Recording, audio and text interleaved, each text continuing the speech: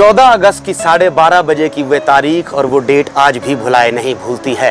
यहाँ पर चशोती के इस मंजर पर जहाँ पर छोटे छोटे बच्चे लंगरों में खाना खा रहे थे, बहुत सारे उनके परिजन जो है एक साथ इधर से उधर को जा रहे थे और पीक आवर्स यात्रा के ऐसे थे कि मचेल से लोग जो है वो नीचे की तरफ जा रहे थे। काफ़ी ज़्यादा आवाजाही थी, गाड़ियों से खचाखच भरा हुआ दोनों नाले के आसपास जो हॉटस्पॉट थे। लेकिन ऐसे में एक ऐसी त्रासदी और एक ऐसा भयावह मंजर हमें देखने को मिला कि जहां पर कई सैकड़ों जानें जो हैं वो बह करके चली गई, कई डेड बॉडीज रिकवर हो चुके। बहरहाल इन सरकारी नंबरों की पुष्टि हम नहीं करना चाहेंगे, लेकिन इस बीच में एंट्री होती है एक ऐसे दल की, भारतीय सेना का ही एक प्रकल्प, मैं इसे कहूँगा एक अंग कहूँगा, या मैं कहूँगा आर्मेड फोर्सेज का एक ऐसा अंग, या भारत सरकार की मैनेजमेंट की एक ऐसी पहल, एक ऐसी टीम जिसे हम NDRF के नाम से जानते हैं, नेशनल डिजास्टर रेस्क्यू फोर्स। उनके अफसरान साहिबान वाला ये डे 1 से 0 आवर से यहाँ पर रुके हुए थे। Day and night 24 services they have delivered their best and as a result of they we have been able to achieve this milestone so far, जहाँ पर हमने इतनी रिकवरीज करी है। मलबा almost we have brought this all this rubble to the ashes and to the ground.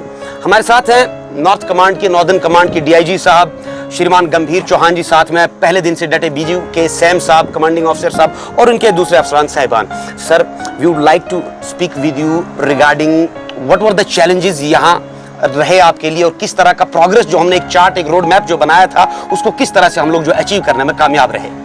देखिए, सबसे पहले तो ये बड़ी दुर्भाग्यपूर्ण घटना है जो 14 अगस्त को हुई है, और इसमें जो जान माल का नुकसान है उसकी भरपाई तो कोई नहीं कर पाएगा, लेकिन जो उसके बाद की जो चैलेंजेस हैं वो हम सब के लिए, पूरे प्रशासन के लिए, पूरे टीम्स के लिए एक चुनौती रही है।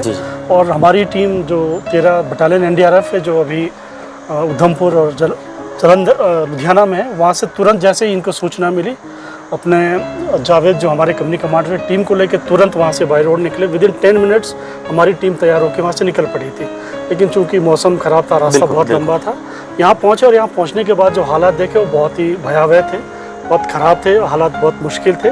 लेकिन टीम ने बिना सोचे समझे, बिना समय को बर्बाद किए अपने काम पे लगे, और नतीजतन आज जो आप देख पा रहे हैं, आज 9 दिन के बाद इस पूरे ऑपरेशन के दौरान टीम ने 24/7 काम करके पूरे सभी के साथ मिलकर 17 डेड बॉडीज़ को रिकवर किया है।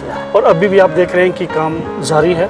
नदी के किनारे, रबल्स में, मड में, लकड़ियों में, जहाँ पर भी संभावनाएं हैं उसको तलाशा जा रहा है।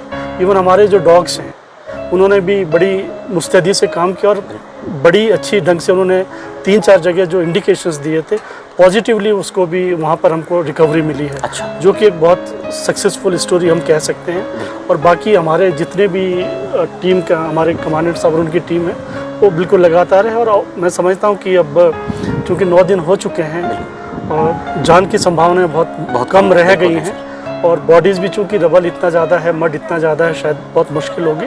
तो प्रशासन जो है इस बारे में सोच रहा होगा, और आगे की जो कार्रवाई है यहाँ पर इसको रिस्टोर करने की, उस पर भी प्रशासन काम करेगा। इसके आगे के कोई और दिशा निर्देश अभी तक मिले हैं सर, कि अभी कितने दिन काम चलेगा, कब तक कंक्लूड करेंगे हम इसको?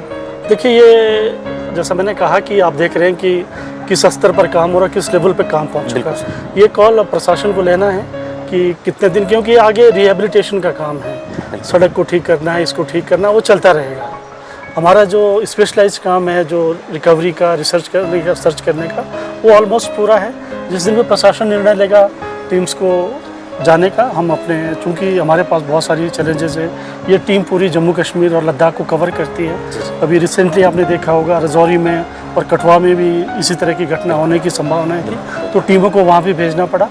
तो जिस दिन शासन निर्णय लेगा उस दिन ऑपरेशन को बंद किया जा सकता है। जी। चौहान साहब, मैं समझता हूँ आपकी ज़मीनी टीम ने भी आपको इनपुट्स दिए होंगे, किस तरह का असेसमेंट रहा है। पर्सनल क्वेश्चन मैं पूछता हूँ, हमने आज तक NDRF की टुकड़ी इस तरह से काम करते मॉडर्न मशीनरीज के साथ नहीं देखी है, स्निफिंग डॉग्स नहीं देखे, ऐसे कैलकुलेटेड और ऐसे मेजर करके जो ब्लास्ट किए जाते हैं, कंट्रोल ब्लास्ट नहीं देखे हैं। बहुत ही काबिल तारीफ है। कि क्या लगता है आपको, किस तरह का ये बाढ़ थी, किस तरह की ये त्रासदी थी? क्या नॉर्थ इंडिया के अंदर ऐसे और ऑपरेशन को सरंजाम दिया गया, अगर आपने कहीं उसे देखा हो ऐसा तो? बिल्कुल। अगर मैं आपको बताऊं कि मैं इससे पहले 5-6 दिन पहले ही, अभी आपने न्यूज़ में देखा होगा, उत्तरकाशी धराली में भी इसी तरह की आपदा आई थी, और वहाँ पे पूरा के पूरा कस्बा जो है वो मलबे में दब गया है। बिल्कुल। मैं वहाँ भी गया था, चूँकि उसको मैं ही देखता हूँ, और वहाँ पर भी ऐसी ही त्रासदी हुई है।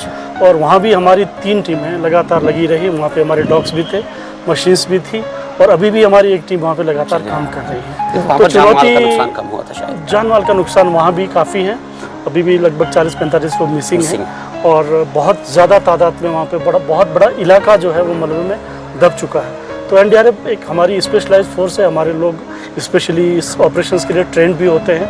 हमारे पास मशीनरी इक्विपमेंट्स जो लेटेस्ट अवेलेबल होते हैं उसको लाया जाता है, उसको सिखाया जाता है और जब भी इस तरह के ऑपरेशंस होते हैं तो उसमें अंजाम दिया जाता है। चलिए सर, हम माता रानी चंडी माता से यही दुआ करते हैं कि आप लोग जहाँ जहाँ भी जाएं, जिस काम को आप हाथ लगाएं वो सरंजाम तक पहुँचे, उसे अमली जामा पहना जाए, सक्सेस आपके पैर चूमे, आपके कदम चूमे। बहुत बहुत धन्यवाद, आपके स्वास्थ्य की कामना करते हैं। Thank you.